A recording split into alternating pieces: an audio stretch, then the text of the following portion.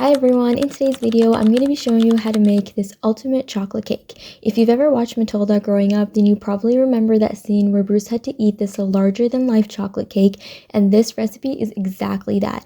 I don't know why, but every single time I used to watch Matilda, I always thought that I could easily finish that entire cake. So let's try it out and make mine and your chocolate dreams come true.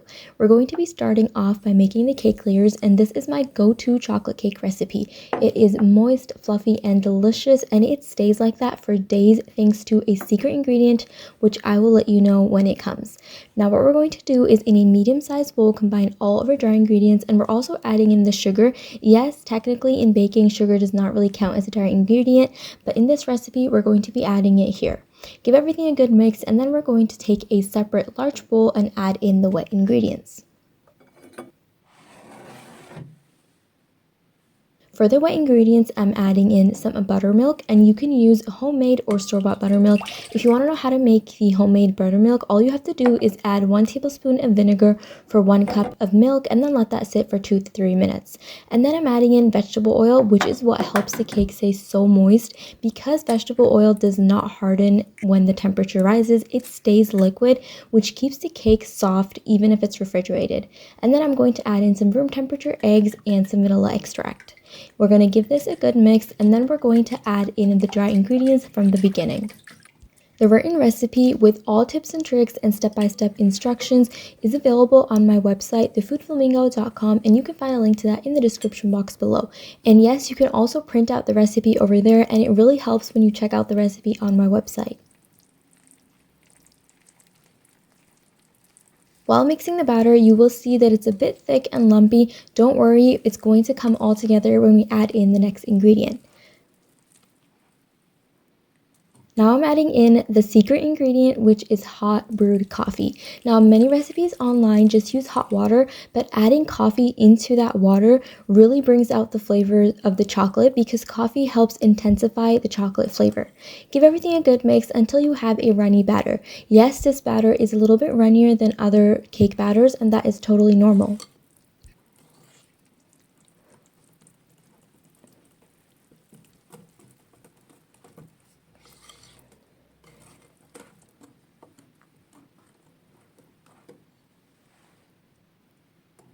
Once the cake batter is ready, we're going to go ahead and divide the cake into 3 8-inch pans.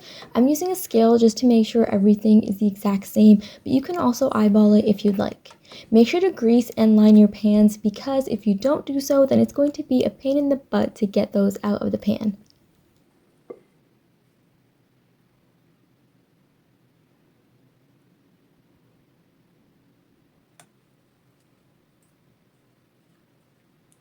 Bake the cakes in an oven preheated to 180 degrees Celsius or 350 degrees Fahrenheit for about 30 to 35 minutes, until a toothpick inserted into the center comes out clean or with just a few crumbs on it.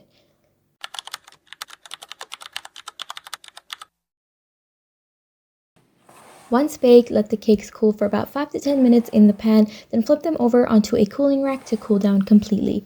Now let's move on to the frosting. Now the frosting can be made up to a day ahead, so you can check out the blog for more instructions on that. In a large saucepan placed on medium heat, you're going to add in some heavy cream and bring that to a gentle simmer. Now we're going to add in some unsweetened cocoa powder and give everything a good mix. I did switch to a whisk because it was easier to dissolve the cocoa powder with a whisk rather than a spatula. Now we're going to add in all the remaining ingredients, which consists of powdered sugar. You can add more or less depending on how sweet you want the frosting to be. Some instant coffee, which is again going to enhance the flavor of the chocolate, some unsalted butter, and some dark chocolate, along with a little bit of vanilla extract. If you don't have vanilla extract, you can feel free to leave it out. Give everything a good mix until the mixture is nice and smooth. This happens very quickly, but make sure to keep the heat on medium to medium-low. Once the mixture is nice and smooth, remove the pot from the heat, and we're going to transfer this to a heat-proof bowl. Pour all of the frosting into the bowl, and then use a cling wrap to cover the bowl, making sure that the plastic is touching the surface of the frosting. This prevents the frosting from creating a skin on top while it's cooling. You can let this cool at room temperature for about 45 minutes, or pop it in the refrigerator for 20 to 25 minutes.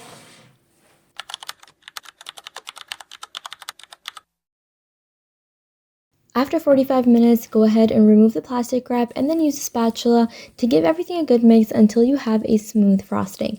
This frosting is my favorite frosting of all time. It is fudgy, it is chocolatey, it is so good. I want to eat this just with a spoon so badly, but we're going to be a little bit more patient because we're going to get the best cake in the whole world. This recipe is also so simple, so you can also use this frosting recipe for any other cakes as well. Now that all the components are ready, let's start to assemble this cake. In a cake stand or a serving tray, you're going to add the first layer of chocolate cake, and as you can see, I did trim off the top just to have a nice and flat layer. And then optionally, I'm going to brush this with some milk, or you can even use sugar syrup. This helps the cake become so soft and moist. And then I'm going to add in 1/4 of the frosting that we made earlier, and then spread that out evenly. Add on the next layer, and then we're going to repeat the process by adding another 1/4 of the frosting and spreading that out. What you have to do is divide the frosting in half and then use 1/4 of it for the first layer, 1/4 for the second layer, and the remaining half of the frosting is for the top and sides of the cake. This way you have enough frosting and an equal amount of frosting in each layer.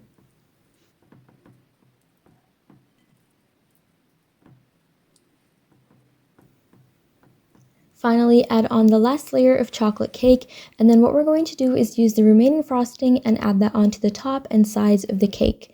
The best part about this chocolate cake recipe is that you do not need any cake decorating skills whatsoever, and that is something that even I suck at, so this recipe is perfect for me too.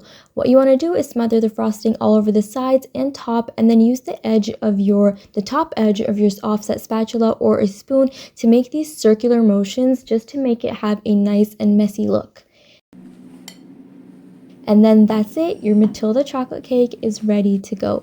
The cake is so soft and decadent on the inside. The frosting is the best part and I love it so much. And as soon as you're done, you don't have to wait, you can dig right in. And this cake is actually best stored at room temperature because the frosting does harden when refrigerated. But if you refrigerate the cake, that's totally okay. You can let it sit out at room temperature for about 20 minutes before serving. And just as a quick reminder, the entire written recipe and printable recipe is available on my website, thefoodflamingo.com, and you can check out all of my recipes over there. If you love chocolate cake, then I also recommend that you try out my Black Forest cake. It is probably one of my favorite cakes after this one. This cake is also perfect for birthday parties and get-togethers, especially for someone who loves chocolate. This will be the best gift. And also, since I had already made chocolate cake, I needed to try out the thing that everyone was doing on the internet, which was adding milk to your chocolate cake. And I actually had my doubts when I did this, but let me tell you that it was the best thing ever. It tasted almost like a chocolate tres leches, if you know what I'm talking about. So when you do make this cake, make sure to try this out. If you haven't already, remember to subscribe, and thank you so much for watching.